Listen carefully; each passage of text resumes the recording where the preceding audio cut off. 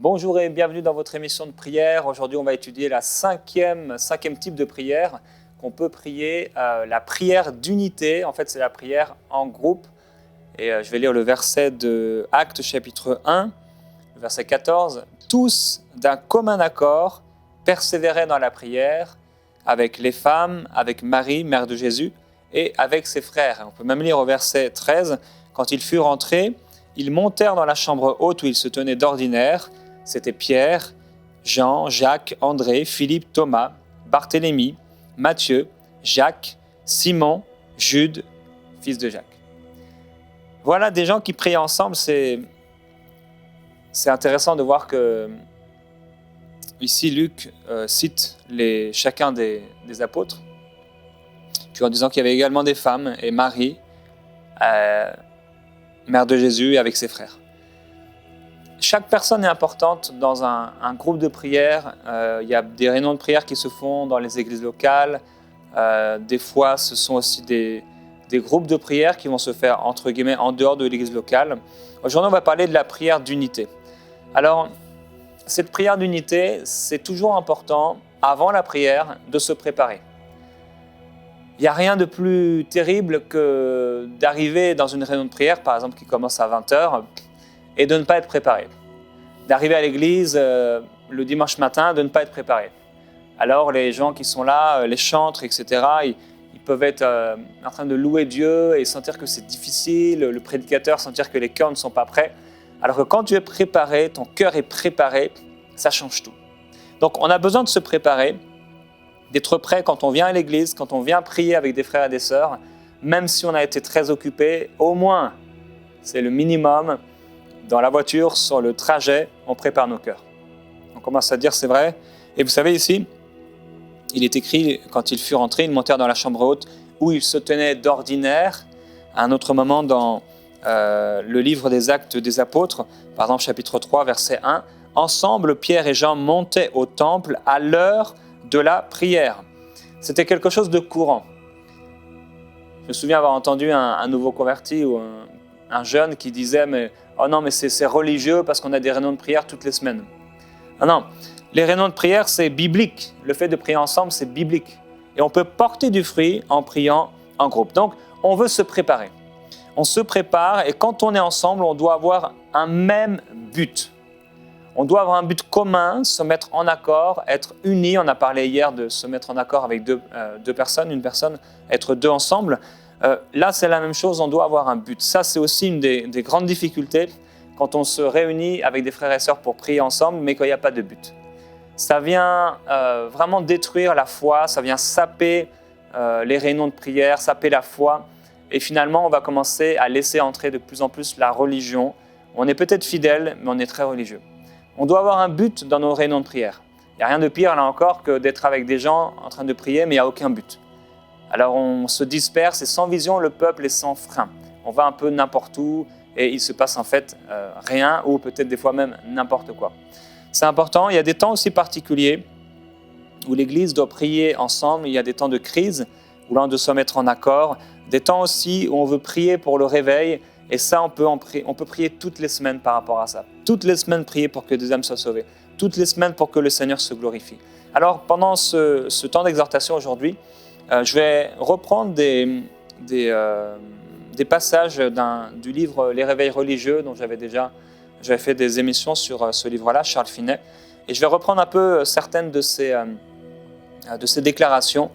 Il parle par exemple du but des assemblées de prière. Il dit « Rien ne cimente, donc ne met ensemble, rien ne cimente plus les cœurs que de prier ensemble. Jamais les chrétiens ne s'aiment autant les autres que lorsqu'ils s'entendent les uns les autres répandre leur cœur en prière. » Quand on entend quelqu'un prier et qu'il est en train de... Son cœur est comme...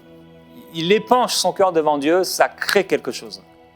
Quand tu entends quelqu'un prier dans l'église, peut-être pour la première fois, mais ça m'est arrivé d'ailleurs ce matin, une femme que je n'avais jamais entendu prier, et je l'ai entendu prier.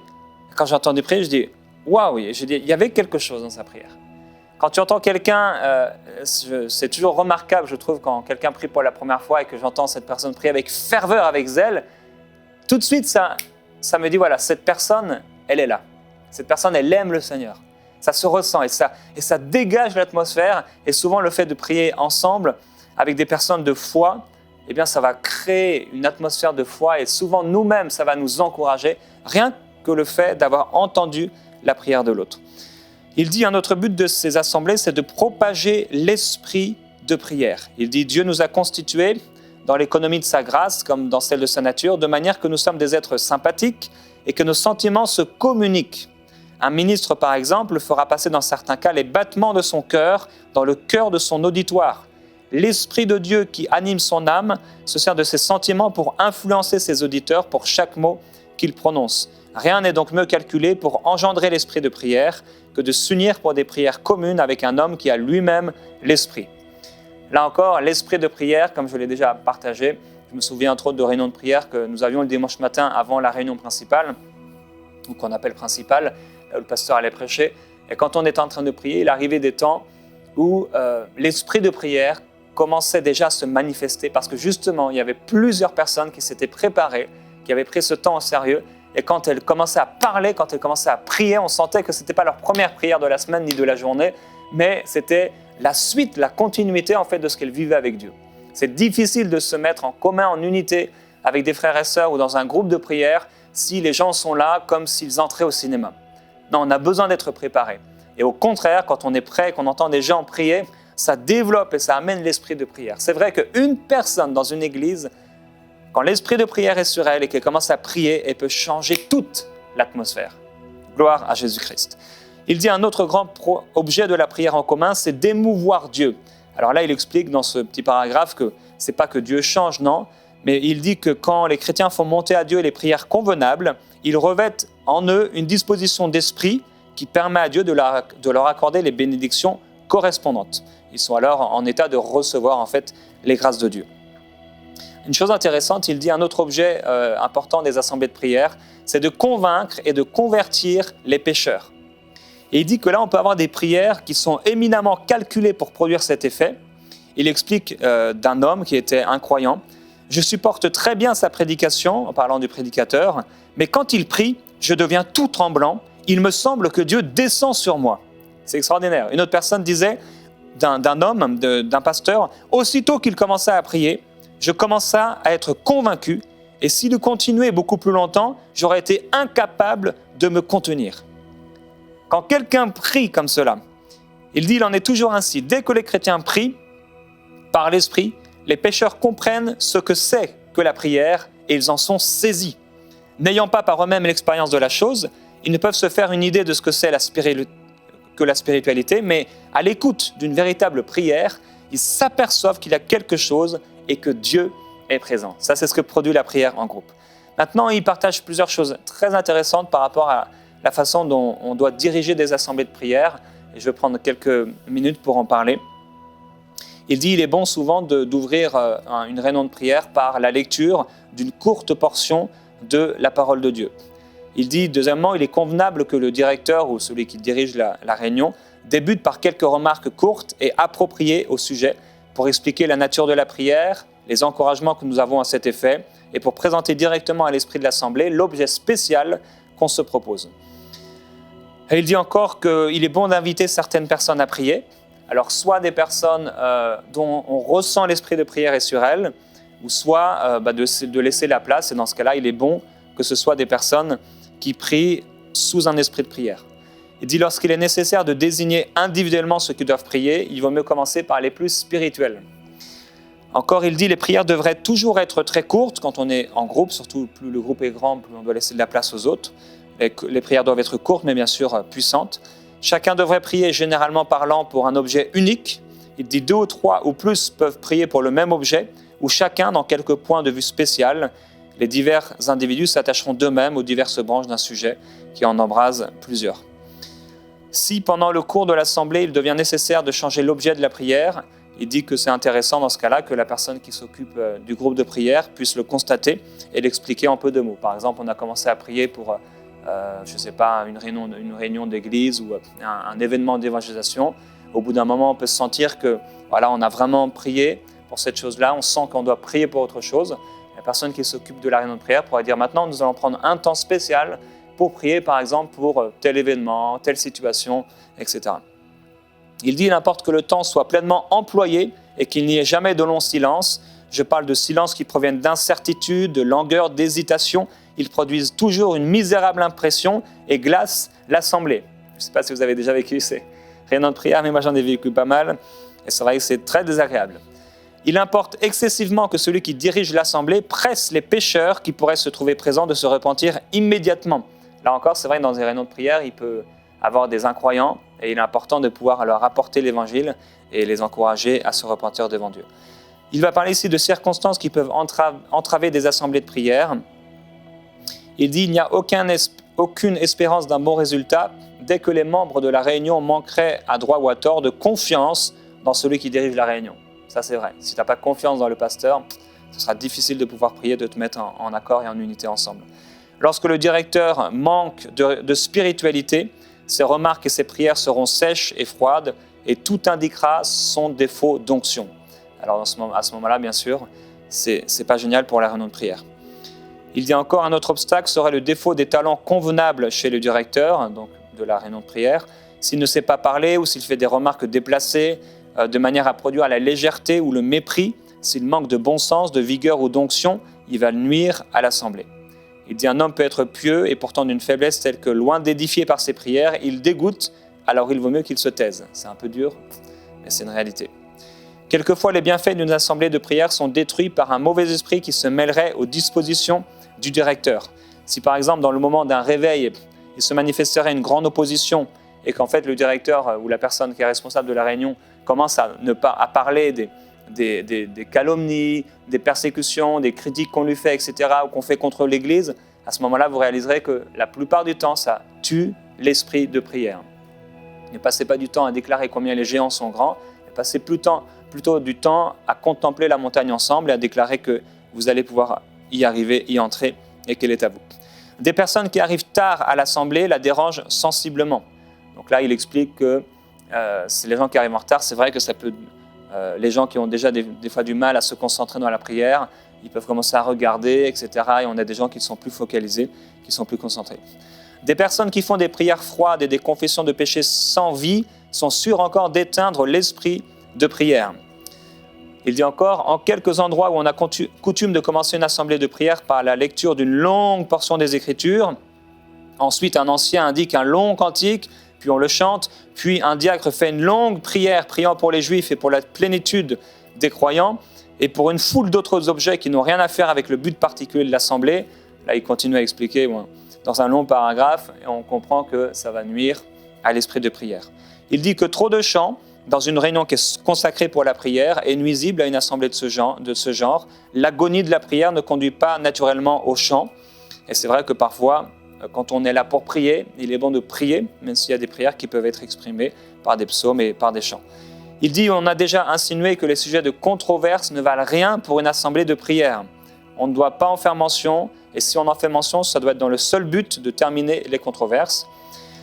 Il dit que le responsable doit s'appliquer avec le plus grand soin à veiller sur les mouvements de l'Esprit de Dieu. C'est vrai qu'on doit être vraiment sensible quand on est le responsable d'une réunion de prière, et même d'ailleurs quand on est dans l'auditoire, qu'est-ce que l'Esprit de Dieu est en train de dire? Qu'est-ce qu'il est en train de faire? S'il n'y a rien de plus terrible des fois que d'entendre quelqu'un prier avec un vrai fardeau de prière et d'entendre une autre personne commencer à prier pour ces tulipes qui sont en train de faner, c'est terrible. Non, si la personne a un esprit de prière, un fardeau de prière, j'oublie mes préoccupations, j'oublie mes problèmes, je m'attache à ce que l'Esprit de Dieu est en train de faire. C'est important. On n'est pas là non plus, ça c'est une chose que je voudrais dire, dans nos prières, on n'est pas là pour enseigner aux autres comment prier. Si je dois m'adresser à l'auditoire, je m'adresse à l'auditoire. C'est mieux. C'est mieux que d'ouvrir les yeux et de dire « Voilà ce que Dieu m'a mis sur le cœur pour notre assemblée, voilà ce que je ressens dans mon cœur, où je ressens le besoin de vous lire ce texte, plutôt que de commencer à prier, de fermer les yeux. Seigneur, tu dis dans ta parole que nanana, alors qu'en réalité, on ne parle pas au Seigneur, on veut parler aux hommes. Non, si on parle à Dieu, on parle à Dieu. Si on parle aux hommes, on parle aux hommes. Parce que ça vient amener de l'hypocrisie et c'est pas bien, c'est pas très bon. Donc simplement, si on veut parler à l'assemblée, qu'on puisse le faire avec la liberté que le Seigneur nous donne. On a la liberté en lui, mais aussi que le responsable de la réunion de prière nous donne. Alors il y aurait pas mal de choses à dire, quelques remarques. Une assemblée de prière mal conduite fait souvent plus de mal que de bien. Une assemblée de prière est un indice et une mesure exacte de l'état de ferveur dans une église. Il importe que tout ministre sache que si les assemblées de prière sont négligées, tout son travail sera en vain. Il dit encore qu'il y a une grande responsabilité sur celui qui dirige une assemblée de ce genre, que ces assemblées sont là. Les assemblées de prière sont celles qui sont les plus difficiles de bien conduire. Il dit que les assemblées de prière sont de la plus haute importance pour l'Église. En tout cas, il y aura encore beaucoup de choses à partager sur ce passage, en fait, ce paragraphe qui se trouve dans le discours des réveils religieux de Charles Finet, que je vous encourage à vous procurer. Il est aussi gratuitement sur Internet en PDF. C'est très, très, très, très intéressant de découvrir en fait la richesse du fait de prier ensemble dans l'unité. Ici, dans les Actes des Apôtres, ils se sont mis en accord. Ils avaient une promesse. Le Saint-Esprit surviendra sur vous. Il viendra sur vous. Ils ont été les 120 dans la chambre haute. Et là, ils ont commencé à multiplier les réunions de prière, à se donner certainement un horaire. Ici, on a vu au chapitre 3, Pierre et Jean, ils montaient au temple à l'heure de la prière. Donc il y avait une heure. Ce n'est pas parce qu'on se donne une heure que c'est religieux. Non, dans ce moment-là, même si ça dure une heure, l'Esprit de Dieu peut se manifester. L'Esprit de Dieu peut nous inspirer. Il faut être prêt, on a dit, être prêt. Préparer nos cœurs. Deuxièmement, quand on est dans la réunion de prière, être sensible à ce que le Saint-Esprit est en train de faire. Si je suis en charge de la réunion de prière, on a vu qu'on peut lire un petit passage biblique, on peut commencer peut-être un court chant, partager l'objet de la réunion, savoir pourquoi on prie. Si on passe d'un sujet à un autre, il est peut-être bon parfois de pouvoir le dire, l'exprimer simplement. On va prier pour ça maintenant. Si on a des paroles de Dieu, des choses à communiquer à l'auditoire, eh bien, il est bon de pouvoir le faire et de ne pas passer par la prière pour donner un message à quelqu'un. Il y a plusieurs et beaucoup de conseils qui pourraient être donnés. Ici, nous voyons que les 120, lorsqu'ils étaient là, ils étaient d'un commun accord, ils persévéraient dans la prière avec les femmes, etc. D'un commun accord. Ils se sont mis en accord, ensemble, dans une unité. Ils étaient différents. Il y avait des hommes, il y avait des femmes. Il y avait des plus âgés, il y avait des moins âgés. Il y avait celle qui avait été la mère de Jésus, il y avait aussi ceux qui avaient été ses apôtres. Des fonctions différentes, des choses différentes, des pensées, des arrière-plans différents. Et on est différents les uns des autres, mais dans ce temps-là, on veut vraiment se mettre en unité, se mettre en accord et prier ensemble en vue d'un même objectif. Ensemble, on prie et on est unis. Ensemble. Des fois, il est préférable de prier avec 5 ou 6 personnes qui sont unies en accord plutôt qu'avec 10 000 qui ne savent pas pourquoi ils sont là. Mais je prie que vraiment, de plus en plus, on puisse voir dans nos églises locales, dans nos groupes de maison, des réunions de prière qui sont inspirées par l'Esprit de Dieu, dirigées par l'Esprit de Dieu, où chacun est sensible, où chacun apporte sa part. Ce n'est pas seulement le responsable, mais chacun d'entre nous.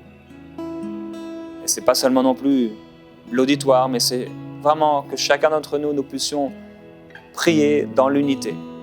Et je crois que vraiment, oui, effectivement, dans cette unité de prière, dans cette disposition de prière, dans cette disposition d'amour également, on n'en a pas parlé aujourd'hui.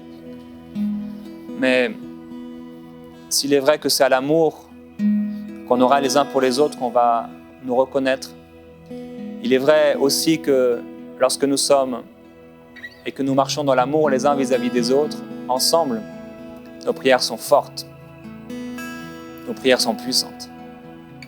L'unité. C'est important de se mettre en accord dans l'unité. De garder nos cœurs. S'il y a dans nos cœurs quelque chose, un manque de pardon contre un frère, quelque chose avec un frère avec lequel on veut prier, c'est important d'aller le voir et de lui dire voilà, j'ai ça dans mon cœur et voilà, je veux plus de ça, alors je te demande pardon, ou d'en parler autour de quelques mots, relâcher pour que rien ne fasse obstacle à nos prières. J'aimerais qu'on puisse prier maintenant pour votre église locale, votre vie par rapport à la prière en groupe. On fait partie de l'église. Il y a des temps spécifiques où on doit prier ensemble. Et il faut qu'on soit présent quand l'Esprit de Dieu nous y pousse. C'est bon de prier ensemble. C'est une grâce. C'est là que Dieu envoie la bénédiction. La gloire. Et l'une des choses vraiment auxquelles j'aimerais aussi vous encourager, c'est ne critiquez pas. Ne devenez pas, parce que vous pensez savoir prier, celui qui va critiquer constamment les prières des autres. Alors même s'ils prient entre guillemets mal, soyez là plutôt pour les encourager à la fin de la réunion de prière, mais pas pour les critiquer et les juger dans votre cœur. Père, je veux prier pour les groupes de maison, les réunions de prière dans les églises locales. Dans toute la francophonie, il y a tellement de réunions, de prières. Mais on veut plus. On a soif pour plus. On a soif de trouver l'unité. Ce commun accord qui t'a permis de déposer sur chacun d'eux des langues de feu. Père, je veux prier pour cette personne qui regarde cette émission maintenant. Je ne sais pas où elle en est par rapport même à l'église locale, par rapport aux réunions de prière, au fait de prier en groupe. Je ne connais pas les occasions qu'elle a ou qu'elle n'a pas. Mais je prie, Père, que son cœur puisse toujours être prêt pour prier. Je prie qu'elle soit toujours bien disposée pour prier. Recevez cette prière aujourd'hui. Je prie, Père, vraiment que plus que jamais, à partir d'aujourd'hui, il y ait un esprit de prière qui descende sur cette personne, qui descende sur mon frère, sur ma sœur. Oui, Père, je prie cet esprit de prière.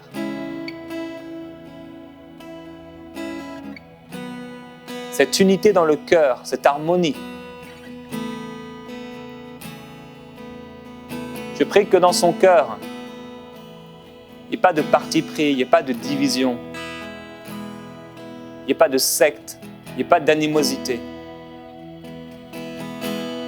Et que même si elle est différente des autres, qu'elle puisse passer au-dessus. Parce que ton royaume, et ce que tu veux faire est bien plus grand qu'elle. Père, je prie que quand elle va aller dans les réunions de prière, on ressente à partir d'aujourd'hui quelque chose de différent.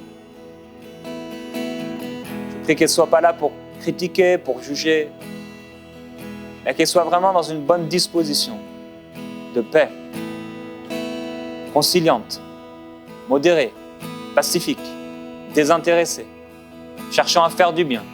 Je prie qu'il y ait un esprit de prière qui se développe à un point tel que ça mène un esprit de réveil dans son église, dans son groupe de prière. Alléluia. Oui, Père, je prie qu'on puisse voir ta gloire dans ces réunions de prière. Où si souvent, il y a une personne qui est présente, alors qu'il y en a 10 le dimanche. Je me souviens de tellement de réunions de prière où on était une poignée. Et des fois, c'est notre faute.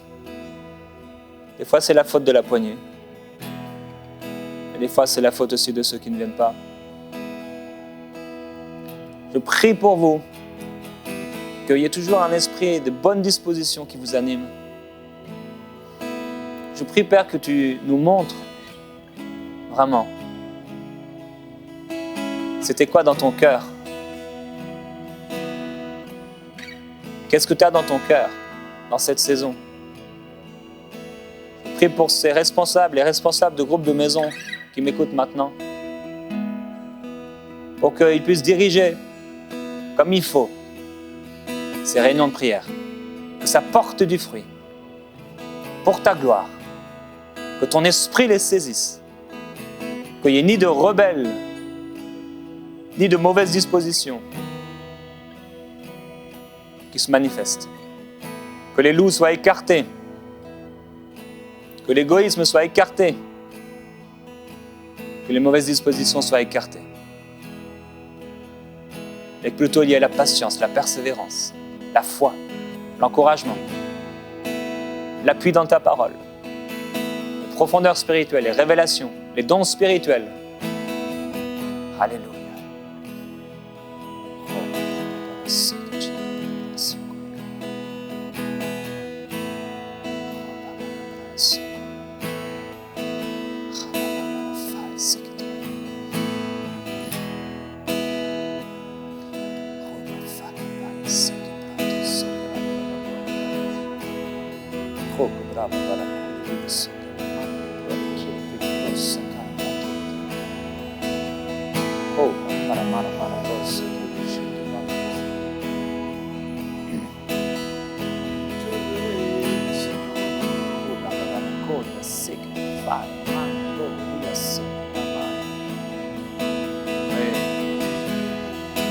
Oui, Seigneur, c'est là où tu envoies la bénédiction.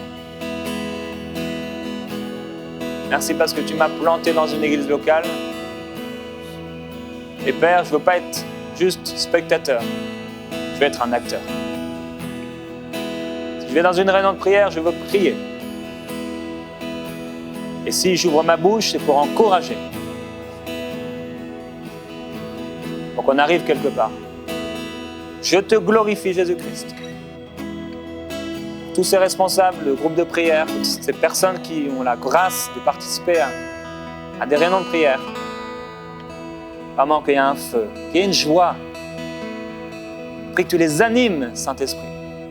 Pour que tout soit dirigé par toi. Pour que tout te glorifie. Merci, Père. Nous t'aimons. Merci pour cette huile qui va descendre dans ces réunions de prière. Et te glorifier. Alléluia. Gloire à Jésus-Christ. Frères et sœurs, on va se retrouver la semaine prochaine dans Prière inspirée. Donc ce sera la deuxième partie de ces 2 semaines au cœur de la prière. On va étudier 5 prières. On verra entre autres la prière en langue, la prière de supplication, le jeûne et la prière, la louange et l'adoration. On se retrouve la semaine prochaine dans Prière inspirée. D'ici là, passez un bon temps dans votre église locale et dans la présence de Jésus-Christ. Brillez au cœur de ce monde. À bientôt.